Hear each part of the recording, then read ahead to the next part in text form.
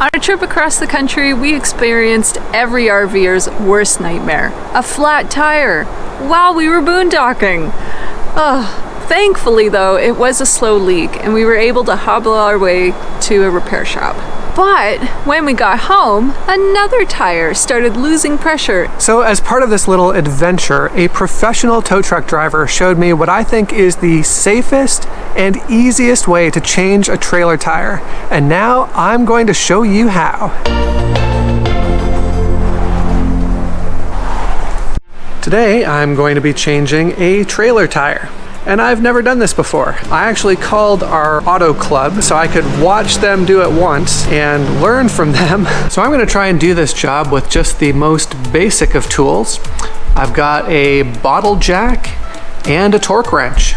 The story with this tire is we traveled across the entire country and back again without any major tire problems.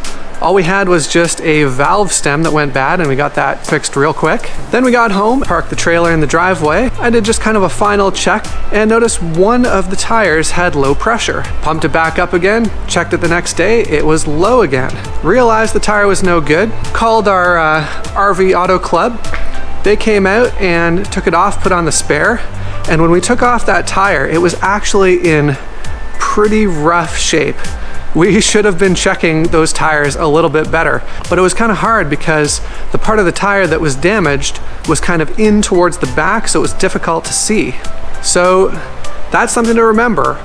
Check the condition of your tires periodically, especially if you're going on a long trip.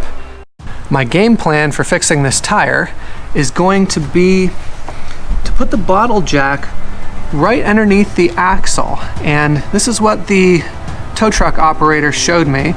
That's actually the easiest way to raise it just enough to get the tire off without having to jack it up like crazy high. It's kind of the least risk in terms of you're only raising it just a few inches. Apparently that axle is ton strong enough to take the weight, so raise it, take off the old tire, put on the new tire, lower it down. He basically did it in 5 minutes.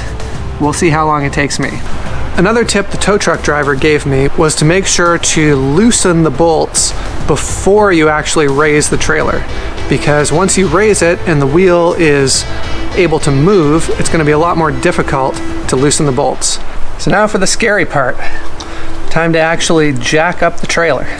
I've got the jack up on a piece of wood so that it's as close to the axle as it can be, and I've also made sure to line up the little notch on the bottle jack to the axle so it's running and it has that little bit of extra resistance to keep it from slipping. Also, I'm jacking in between these two metal parts, so if it did actually slide one way or the other, those metal parts would catch it.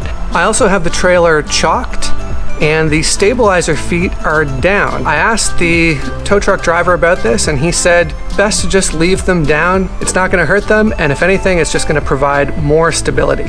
So you can see now, I've only jacked it up about 2 inches,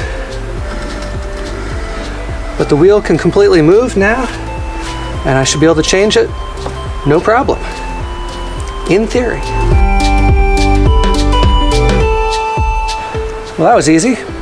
Almost too easy. I think we're good. I think we're gonna put that new tire on now, hoping everything is gonna go smoothly.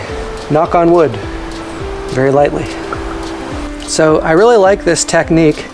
There is another technique that a lot of people use, especially while on the road, is driving one of the trailer wheels up on a ramp.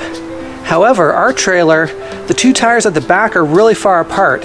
So the operator that came by said that that technique would probably not work on this type of trailer. The bottle jack does really seem to be the best bet for something like this.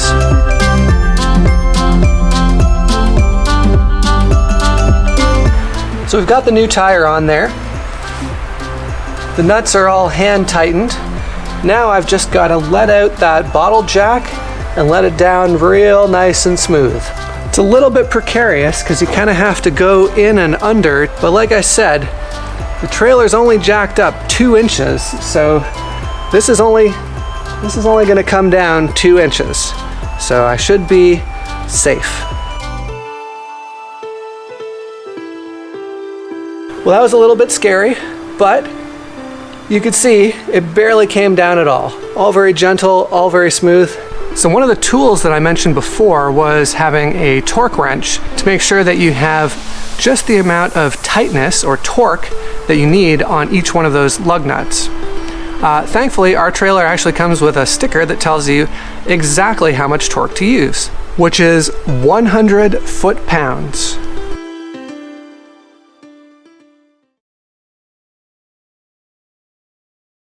So that appears to be it.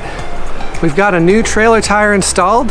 The one thing you should note is that you need to retighten those lug nuts at, let's see here, at 50 miles, 100 miles, and 200 miles. Anytime you've taken off and changed a wheel, you've got to make sure to recheck that torque and that tightness at those intervals. I hope you enjoyed this tire changing tutorial, and if you ever need to change your trailer tire, maybe this video will help you.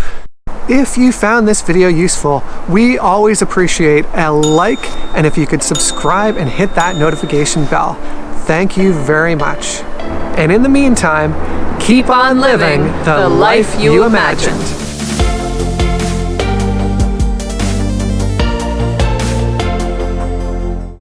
I am not an expert, and I've never done this before. So you may find better tutorials on how to change a trailer tire. Every RVer's worst nightmare, a tire leak. Or a flat tire? Let's do that again. Okay.